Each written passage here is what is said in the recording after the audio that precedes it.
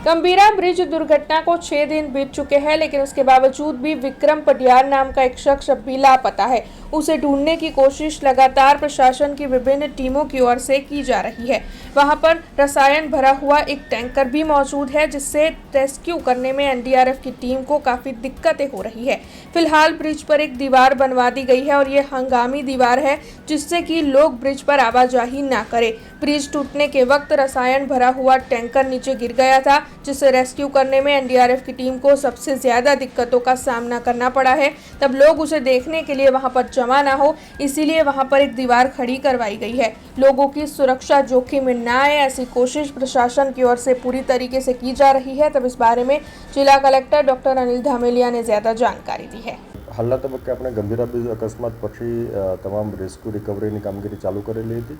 20 dead body આપણે recover કરી શક્યા છીએ। સાથોસાથ ત્યાં પરિવારોને જે રિલીફ માટે આપણે અલગ અલગ રિલીફ ફંડમાં જોગવાઈ હતી એ મુજબ એમને સહાય ચૂકવવાની કામગીરી પણ હાલના તબક્કે મોટાભાગે પૂર્ણ થયેલી છે। જે વ્યક્તિ મિસિંગ હતા એમના માટે પણ આપણે વિશેષથી અલગ જિલ્લા કક્ષાની સમિતિ મારફતે નિર્ણય લઈને એમને સહાય ચૂકવવાની કામગીરી હતી એ પણ પૂરી કરી છે। એક ડેડ બોડી આપણને હાલના તબક્કે નથી મળી। એનડીઆરએફ અને એસડીઆરએફની ટીમ સતત એમની પાછળ છે, પ્રયત્ન એમના ચાલુ છે। ઘટનાને ઘણો સમય થયો છે એટલે હવે કદાચ બની શકે કે ડિકમ્પોઝિશન થયેલું હોય, પણ આપણા પ્રયત્નો હજુ તબક્કે ચાલુ છે।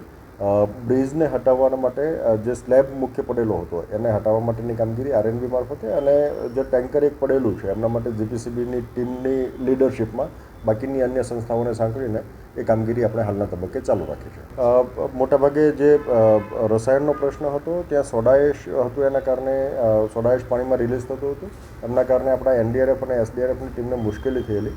નીચેના ભાગમાં ટાઇલ્સના ટુકડાઓ પડેલા હતા, એમના કારણે અમુક સ્ટાફને ઇન્જરી પણ થયેલી। ઉપરના ભાગે બ્રિજના જે સ્લેબના અમુક પાર્ટ જે હતા એ થોડા જોખમી હતા, પણ એમ છતાં આપણે આપણી ટીમ સતત કામગીરી ચાલુ રાખેલી હતી। એનડીઆરએફ અને એસડીઆરએફની ટીમે પોતાના જાનની પરવા કર્યા વગર અને આરોગ્યની ચિંતા કર્યા વગર ઇન્જરી પણ સ્ટાફને થઈ, પણ એમને સતત આ કામગીરી ચાલુ રાખેલી હતી।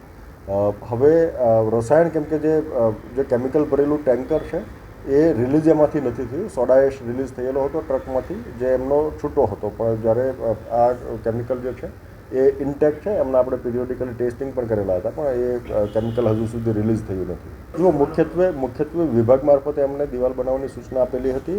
અગત્યનું એ છે કે આ દિવાલ જે છે તદ્દન હંગામી દિવાલ છે, જેનાથી આપણા જે ઘણા બધા ત્યાં અત્યારે હાલના તબક્કે લોકો જોવા જાય છે અને સીધા બ્રિજ ઉપર જતા રહેતા હોય છે।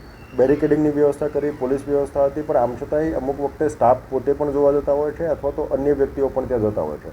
વધારાની મૂવમેન્ટ આપણે રિસ્ટ્રિક્ટ કરી શકીએ એ જ હેતુથી આપણે ત્યાં ટેમ્પરરી તદ્દન હંગામી દિવાલ બનાવેલી છે, જે દિવાલ તોડીને ફરી વખત બનાવી શકાય એ પ્રકારની વ્યવસ્થા છે। એટલે આપણો પ્રયત્ન હાલના તબક્કે માત્ર એટલો છે કે લોકોની અવરજવર કે એમની સેફટી ના જોખમાય એ મુદ્દા માટે દિવાલ બનાવેલી છે, વિભાગની સૂચના અન્વયે બનાવી છે, પણ એનાથી બેસિકલી અંદરના વાહનો ફસાઈ ગયા એવું નથી। કામગીરી માટે જરૂરિયાત હશે ત્યારે તોડીશું અને નવેસરથી બનાવી શકીશું, જેથી કરીને લોકોની સુરક્ષા બની રહે એ ધ્યાનમાં રાખીને જ આ કાર્યવાહી કરેલી છે। हमसे जुड़े रहने के लिए हमारे YouTube चैनल को सब्सक्राइब करें और नई वीडियो की नोटिफिकेशन के लिए बेल आइकॉन को दबाएं।